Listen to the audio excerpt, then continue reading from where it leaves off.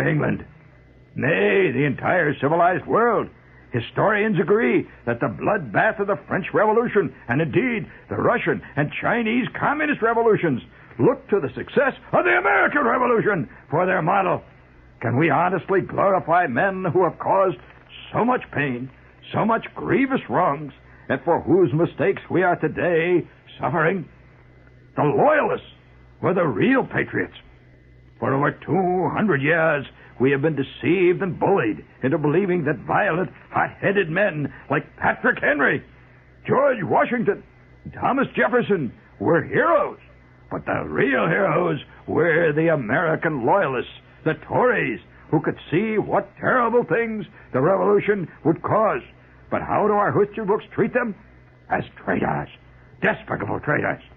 And how did our great heroes, those supposed lovers of liberty and justice for all men, treat those far-sighted men loyal to God and King and Mother England? They confiscated Tory property, drove them into exile, and barred and tarred and feathered them, threw them into prisons without trials. Do we hear any of this from our biased Bicentennial Commission? Of course not.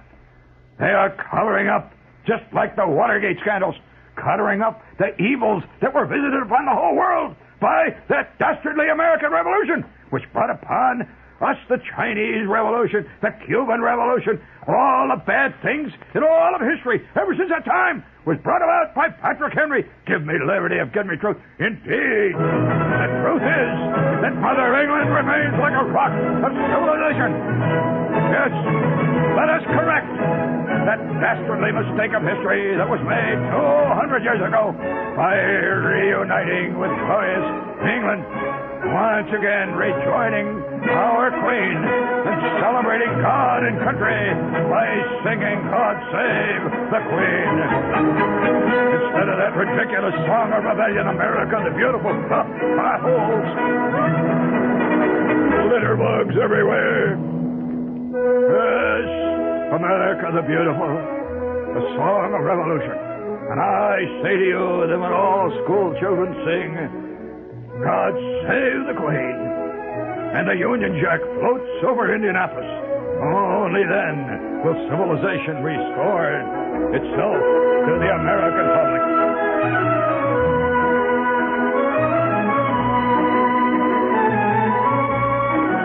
This program was brought to you by the True Patriots and Right Thinkers of America Committee, ad hoc.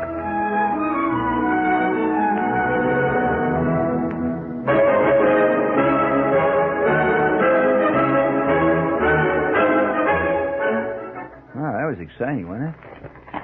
Never thought of it that way, did you? I mean, the whole damn world collapsed. I mean, you know, right. Holy smokes. Well, you know, 3. Wow. So much for 4th of July, I'll tell you. Well, now, you think I'm making this up? There it is. This is going into my archives here, friends. Vast file of trivia so that people of the year 5970 will know exactly what it was like. This was of you. And he says it just came in the mail. He said it came with an ad from Beneficial Finance, 2 bills from the light company. The phone company was sending him a friendly little note. And he says he read this one last. He said, by God, he halfway believed it after all those notes from IT&T. You know, oh yeah, there are very many extremes of turning back the clockism. You know, if you really carry that thinking back to its extremity, all the way back, you can become. You got that theme up there? All right, okay, right. The committee to restore stability among the solar systems of nature now brings you the following program. We are tired of this so-called celebration of man, which goes on incessantly. Do you realize that World War I, World War II, the American Revolution, the Chinese Revolution, Attila the Hun, Alexander the Great, the stabbing of Julius Caesar in the marketplace, all of these evil, dastardly deeds would have been prevented if Adam had not known Eve in the Garden of Eden. But who is responsible for that? Who created the whole mess? That is correct. That which some wrong-headed people continue to worship. God. The ultimate enemy of us all is God, because had he not created Adam, he would not have created the original sin. And had he not created the original sin, there could conceivably have been no, at any point, human misery and unhappiness which has succeeded generation after generation. So we demand a turn back to the clock before there were even men at all. And so the Committee to Alleviate the Wrongs of Nature and the Solar System demand a return to the original scheme of things before man was created. All right, just bring it in. Don't worry about it. It's fine. With these committees, it really doesn't matter whether the music comes or goes. The blathering will go on. But see, you could rewrite any kind of history you want. You can prove conclusively that had not President Kennedy got elected in 1960, there couldn't have been an assassination. It's that kind of thinking. It's blaming all the wrongs. It's a fascinating thing on how you can blame all the evil of mankind on one single thing. This, of course, does not admit to any human propensity for evil at all times. I mean, under any circumstance, and under any flag. But this is actually, if you think I'm kidding, a lot of people are, probably saying, "Oh, that was really funny," But it is funny in its way. But I think certainly inadvertently. And this was mailed and sent to a friend of mine, one of our spies out there in the darkness, who received it. And curiously enough, it was mailed from the Brotherly Love City. Oh, well, that's symbolic. Of course, this is where that whole dastardly rotten stuff began. Why not? I mean, if you're going to write out, if you're going to sit down and write the stuff about the decay of American political systems, you should certainly have a Watergate address. I mean, well, it's symbolic. I mean, of course. I read that thing and I said, well, there are people who there are royalists among us. The royalist contingent has never left America. It has always persisted, and in fact was present at the time of the Revolution. Who was among the people of the great founding fathers who was the leading royalist, who believed not in the British royalty, but in establishing an American royalty? Who? Patrick Henry? Who? Well, he was, yes, but he was not a leader in that field. He leaned towards it. But who was the leader? There, Madison? Well, no. Brack. Who was it? Well, it was Alexander Hamilton. And in fact, Hamilton, at one point in time, to use another government phrase, suggested that Mr. Washington be the king.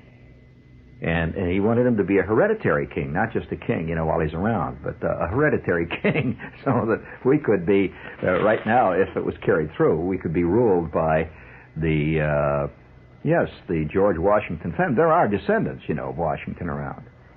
And we would have that scene going.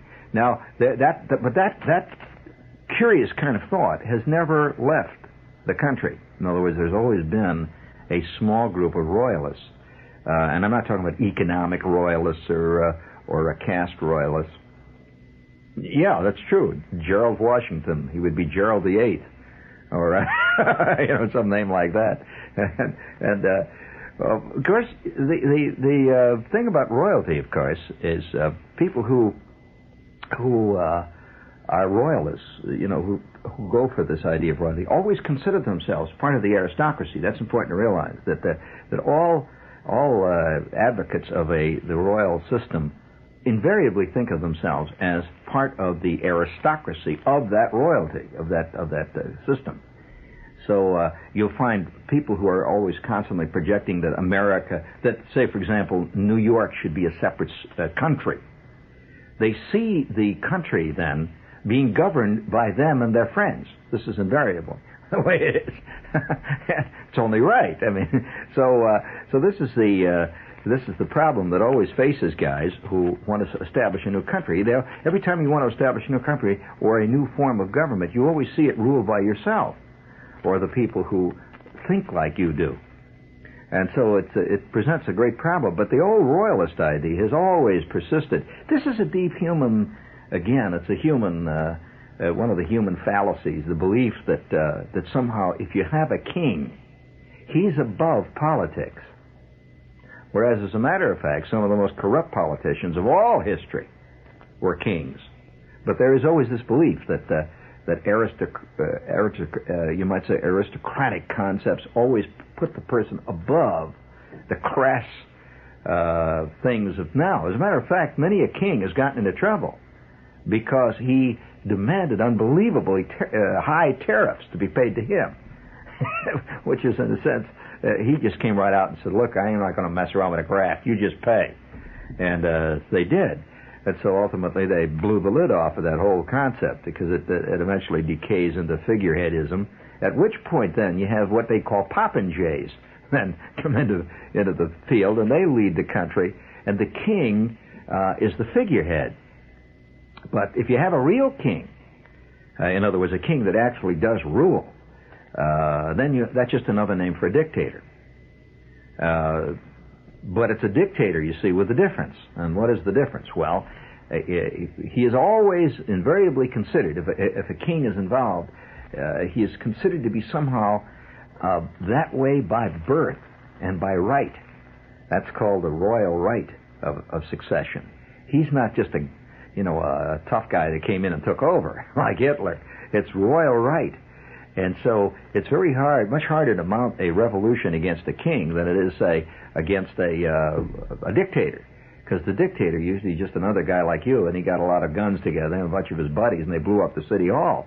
And there's nobody that says he's divine. Although it's interesting to note that many a dictator has assumed divinity later.